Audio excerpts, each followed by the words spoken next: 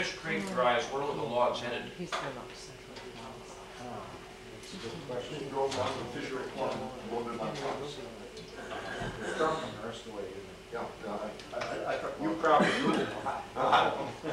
They ended up in Glens Falls too.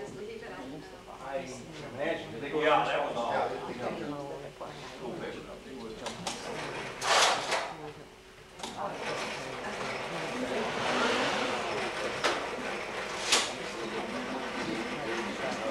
Name spelled right. Not too bad. And we're not getting Jay Hearn's name in the article. And we'd like to thank Lee. Lee and Jay Hearn have made a great objective on all of this lumberjack procedures. And they're to be commended. Usually they're somewhere off taking pictures. We're very fortunate in having Lee here. It was almost like being up at the Fort Lyden Theater where Claire Taylor had it and enjoying a bag of popcorn. We didn't have the popcorn here tonight, but those were the days of the silent movies. And Lee had interjected his thought, sometimes Mrs. Taylor did. She stopped playing the players game. But tonight, we're trying to make this as informal as we can, and we thank you for your questions and any information that you can give. And Dwayne, are you going to tell us a little bit about your experiences? You're with the Northern Lumber Company, right? Yeah. And well, then, will you elucidate a little on that and tell us where, how, and when? That's the part that now I wish I kept the diary. Then I just had heck with it. I'm not keeping any compounded diary. I went to work for Northern Lumber Company in May of 1947. I worked around the mill, did different things, and I had worked in the woods on various jobs when I was too young, up to today's standards. Northern operated a hardwood mill in Poland for several years that drew raw materials from the Adirondacks. And then they had another one in Riparius, up by Chestertown. It was of equal size and a little bit better capacity, really. And many years later, they built one on what's called the Plains up on Route 56, a little east of South Colton. They got to be a big consumer of hardwoods. They actually built the desirability of birch. And I, after working in the mill and doing various things, they gave me a ride on a carriage one day. It got away from the sawyer, and it was either me or someone else, and he let it go, and I went, well, about a foot from going out the end of the mill. It took us 3 weeks to repair the mill, but it needed it anyway. When you got about up to where you could see the end coming, I got thinking to myself, I've got 2 kids, I'm young, I'm going to get back on that carriage long enough to teach somebody else if they aren't too dumb to learn. And I'm getting off. And that's just exactly what I told the mill foreman. Well, he says, you lost your heart? I said, no, I think I've started to come to. That carriage went to the point where when I'd start to step off from it, it would start to upend. Get back on it, it would stay there. You're up on the 2nd story with that one. Anyway, I got out of it. They wanted me to go out in the log yard, run that. I did for quite a while. Went various places scaling logs for the company and for other companies. I had what I thought was a good relation with the Gould Paper Company at that time, and the Cormiers. They were nice men to work with, and don't let anyone tell you any different. Every one of them. Pat, you were all right too. I never had any trouble with him. I didn't think anyone liked it. But over the period of time, I went all over the Adirondacks and part of Vermont, buying land, logs, and timberland, and hiring jobbers and personnel for the jobbers. And, we had so many jobs going. If Pat was discontent on his job, we could normally find him a place on another job, or there was another man who was discontent that wanted to come over and take Pat's place. But you were kind of a liaison between the jobbers, the mills, companies, and the public. And then you had to walk a somewhat narrow line. A lot of you people in this room knew Nelson Foltz. Nelson Foltz told me something one day. It took about a day and a half to sink in. But I felt quite flattered afterwards. He and I were looking at a piece of timber, and he looked at my feet, and he says, right there are 2 feet, as young as they are, that have set foot on more individual footage in the Adirondacks than any feet that I know of. I walked every day. There was not a day, unless it was in the spring, and you got a real sloppy old day that you just couldn't maneuver your snowshoes, that I wasn't out walking timber or doing something. And it kind of blew me up a couple days later, but right then didn't even sink in. I got to know some of the people in this room, all of the people in this room, from experiences in the woods. But I got most of the, well, I guess you'd call it footage, in the West Creek Valley. There's a lot of history over there. History that, it's unwritten history. There's a break up on West Canada Mountain. There was a drum-style break. It's still there. And I asked the guy today if he thought that between us we might be able to find that. He says we might be able to find it, but if it comes out, you're going to bring it out because I'm not even going to carry the cable. And they were heavy. There's areas there just a little ways from where the tanker went down in the 50s. Right where all of the snow drops. It doesn't bother to go over the mountain and go into Langkill. It stops there. It seems like every day it snows.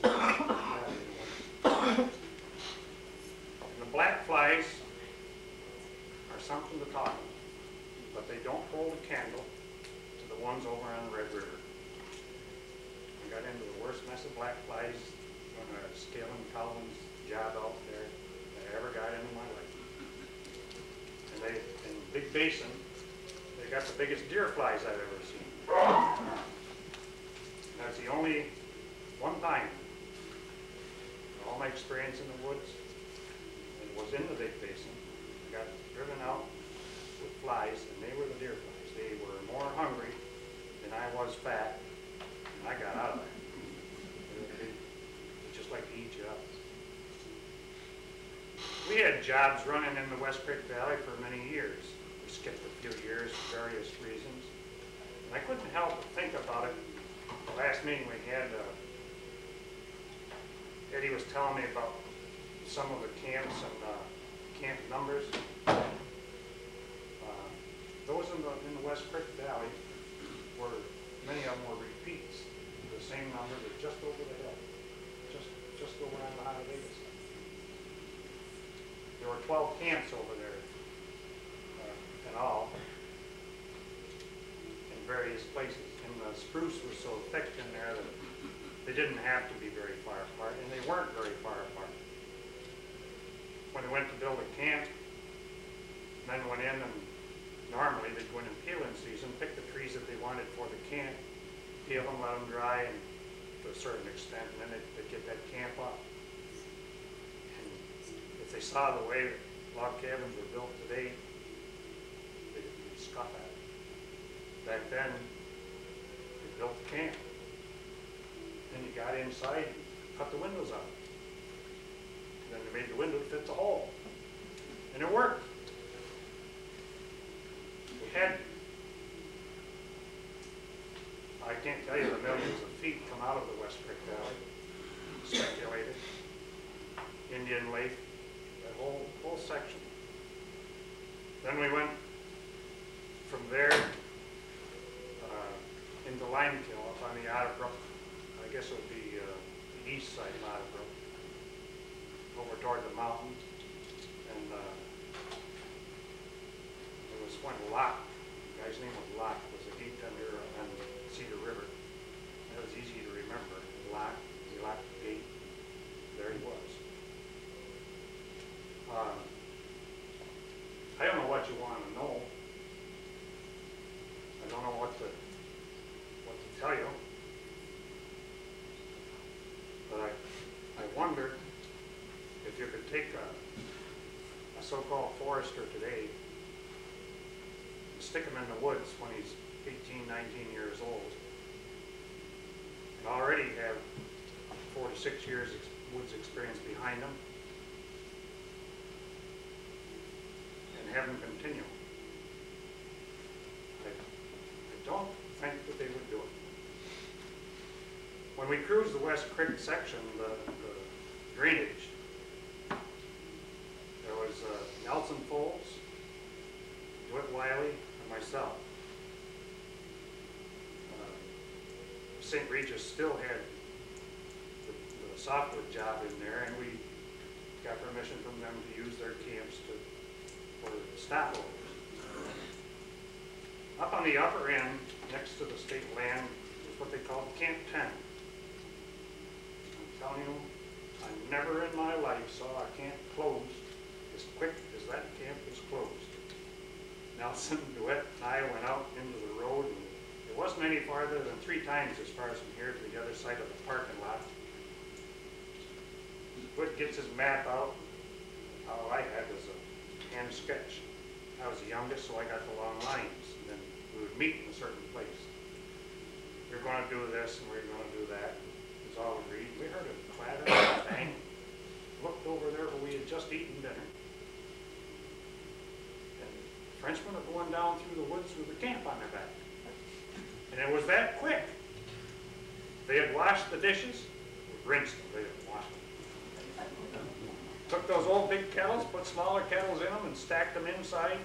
Run a pole through a spruce pole through the handles, and 2 and sometimes 3 on a pole. And they took a whole mess of that stuff, and they were headed for the Mitchell Vineyard. We looked at one another and started to laugh.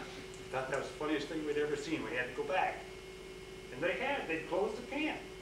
I never saw anything like it in my life. And that was the last of the last river drive on the West Canada Creek. And I think, I'm not sure, but I think that was in 1949.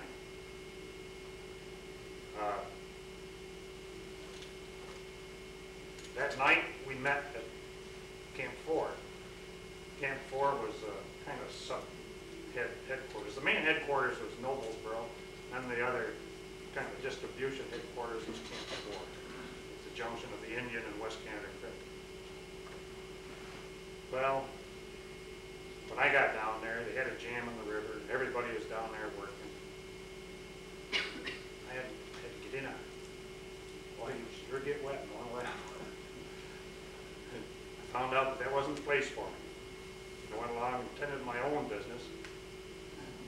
When I come up, Wiley accused me of swimming the river instead of making the last end of that last drive, or last cruise line, just to beat him back to camp. Well, it wasn't what happened, but I wasn't about to tell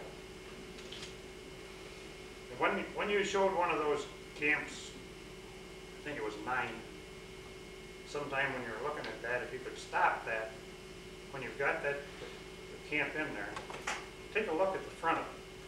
You'll see where Bear couldn't get in the downstairs, so they climbed up the upstairs and went in the attic window. That same night that I was speaking of, in Noblesboro, we were staying with the clerk if we were in that end. My bunk was next to the wall. There's a petition there, the van. Over on the other side was a supply. And they had sides of beef in there. I woke the clerk up and said, hey, there's something out in the meat room. I went back to sleep. He says, it's just a bear. He'll get his belly full and he'll go on, leave us alone. And that's what they did. I don't know what I can tell you, folks. It's been a good life. We've raised 5 kids, got several grandchildren, and one of the boys, my youngest boy, says one day, Dad, I want a job just like yours. Oh, I could have killed him. I thought that was the worst job in the world. But now when you look back, I think we did have one of the best jobs. The worst part of that job was having to stay away from home. But we all tolerated it. We made it. And now I can look back at it and wish that I'd kept it that way.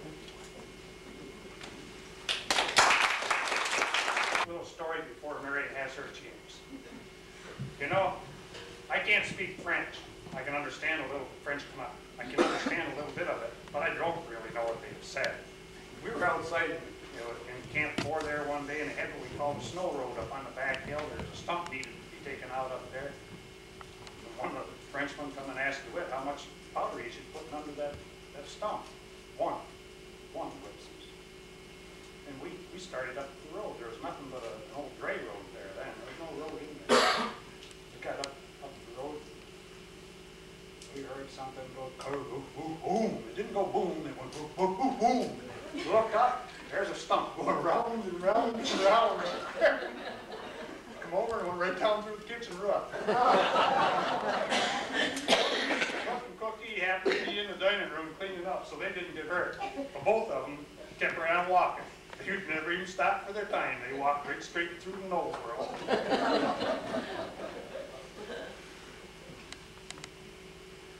Joe, I don't know how I let you talk to me and get knocked out. I'll tell you Oh, that. you just wanted to tell the people what you got there now. Don't give me. Well, anyway, my biggest logging job that I can remember was on one end, when I got big enough, was on one end of a crosscut saw cutting wood for our winter's wood. Were you over that crosscut was going that fast? Not that fast, no. Ours wasn't that sharp. I forgot to tell you that you don't know that Mary is a historian for Lions Falls, and she has collected many pictures of lumbering, and she has a tell us. Well, this is a local story, so I'll tell you that one first. This is Charlie Dice's job that he had up on the Abbey Road. And the Abbey Road was an old road into the Adirondacks. We had 2 camps on it. We had the first camp that was just going into the woods. And then that was called Dice's first camp, and Pat and Company bought that land now. And then up above Gunther's, he had the other one. And that was a big camp, and that's up on our land, up on Pine Creek. And he cut up on Middle Branch, and he had 100 teams drawn at Coster's Mill. And then all of a sudden, this thing comes out in the paper, and I'll read it to you. Listen, notice. A young man has stooped so low as to disgrace himself and the community by erecting a traveling saloon on the Dice Pulp Road. It was first set on a lion estate, but Mrs. Marion, being a good Christian lady, and not wishing her property disgraced, caused the man trap to be removed. About 100 teams pass and repass daily, and most of the teamsters are young men. And it is an undenied fact that there's a certain class that are too lazy to labor, who put up a little shanty and stick out a shingle with the word saloon, and entice young men into the devil's den and rob them of money and his character. It's a disgrace in the sight of God and the community at large. That was in the paper. Well, Mrs. Marion done her best, but this young man had, she probably thought he did a job driving a team or going to cut wood or something. But he didn't. He just took the shack and he moved it down to another lot to eat. I have to have notes, I got a short memory. He moved it down to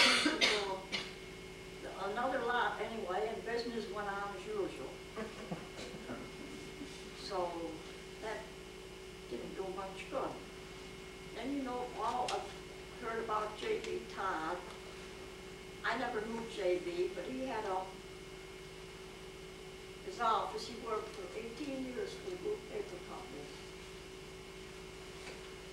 And he had his main office down by Buffalo Head. There was an old hotel out in back in Buffalo Head, and it's gone now. He had his office there, and there were 2 desks in it, and a big safe, and then they had a bronze, or a fence anyway, between them to separate the rooms. Then I'll read you the story that Mrs. Todd wrote. Scudder was up in the woods, and he was foreman that year up there. And he wanted some seeds. And Scudder knew that was luxury in the woods to have that kind of stuff. He wanted a few cucumbers and lettuce and some radishes, so Scudder put her down to send out to his father. And he looked up at him and he said, "What do you think the old man will say to that?" And Ed Wheeler was the cook. And Ed Wheeler put an affectionate hand, I'll read all this to you, but it was better than I can tell it. Affectionate hand on the young man's shoulder, and he said, "Don't ever call your father an old man. J.B. is as tough as that big spruce on gooseneck." And you know what he did to me last spring before the drive? Wheeler squinted an eye and cocked his head to one side. I worked all winter and had a pretty big steak, too. Then he grinned and waved his hand. But I wasn't too drunk, Scudder, you know. We stopped a couple places before we got to the office. Then he hesitated a few minutes, looking back. And he went into the office, and J.B. was sitting there behind his big desk, smoking an old pipe, and looking crosser than an old bear with cubs.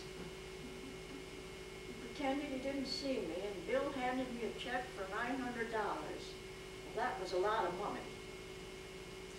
So Ed said to Bill,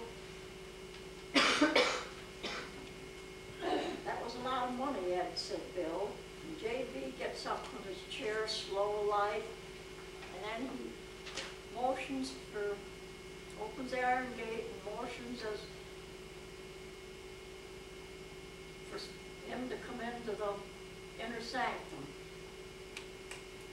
And he said he didn't know, Ed didn't know what he wanted, but he didn't have long to wait. He said, "Ed, give me that check." And he didn't sound like he was fooling either. And sure, J.B. said, "Just give me a little hand, just put your little hand in mine." And that's what Ed Wheeler was always saying, put your little hand in mine. And that's just what he did. He took my check and he tore it up. Wheeler winced. "You know, you don't ask J.B. questions," so I says, "Just give me another quart, J.B., and you can have my shirt, too."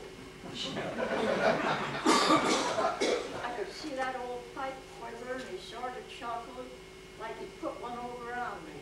Then he turned to Bill, and he told him to write another check to Ed. And this time he wrote him one for $400. You know, Scudder, not long after that drive, he didn't tell me until then, and he handed me this little black book, and he had put the money in the bank for him, and he said, "Someday you're going to need this." He said to Scudder, "He may be an old man, but he's sharp as a fox, and his heart's bigger than the mountain you're going to lumber." And I guess Mr. Todd was, because Gould had him for a long time.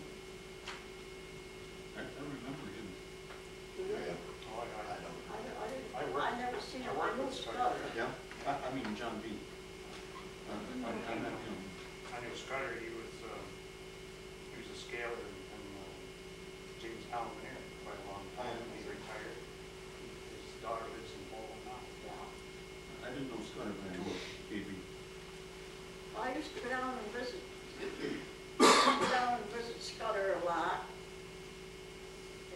His wife was just the dearest person, and I liked Scudder too, but I didn't know if he liked me or if he disliked me, because I liked to sit there and listen to him tell me these logging stories up at North Lake. And if I didn't go down every 2 or 3 weeks, Scudder would call up and he'd say, Mary, I'm making bread today, come down for lunch. Well, coming from Scudder, it wasn't an invitation, it was an order. So I usually went down, and I just had the best time down at Todd's, visiting with them. And I got so that I knew everything about logging. Right from the time they cut their trees, that log landed here in Lyons Falls. He told me everything. I knew the men, and it just seemed so good to be able to get it, from somebody that was as knowledgeable as the Towns were. And I even knew a lot of I thought anyway I did, I knew a lot of the names of the guys that was in the woods. Johnny Pinochle, and Mashu, and Mally was Irishman, and Ed Wheeler was a cook, and he was my favorite.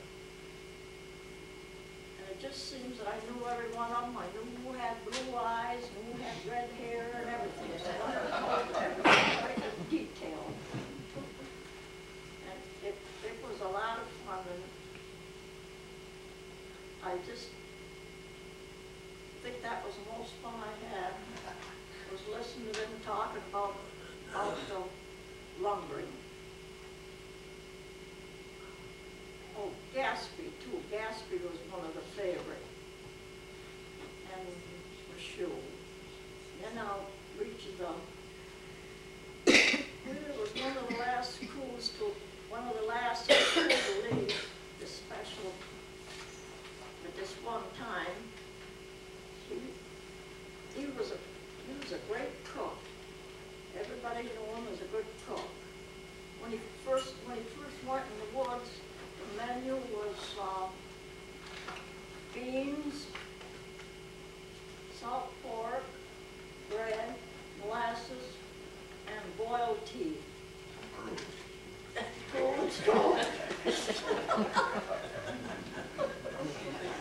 Maybe they needed that. Well, he never cooked on the dry, but this particular year, he came out with a little black book, and the first thing before he got any drink, he went to JB and he gave him some money to put in his bank book. JB gave him 3 weeks to go on a spree. And then it took him another week to get him sobered up. And he wasn't quite sober when he went up, but he had to get him back to Camp 7 because they had a group of men in there repairing sleighs at Camp 7, so he had to get him back there to cook, because usually they took pretty good care of the cook in camp. And in last desperation, he hired a taxi to take Ed up to North Lake, and he thought by the time he rolled it 18 miles from Buffalo Head to North Lake, he'd sober up a little bit. Then he had to walk 6 miles around the lake because he didn't have anybody to run the scow. And he told Joe Gordon that had the taxi, he told Joe Gordon to be sure that he saw him on the road safely into camp before he left him. Well, Ed slept most of the way up. I don't know how sober he got, but anyway, he slept most of the way up. He got out of the car and he picked up a small bundle containing 2 wet aprons and a white shirt. And that was all he could show for his winter's wages. Then he fumbled inside of that package and he brought out a quart. He had it hidden. And he said,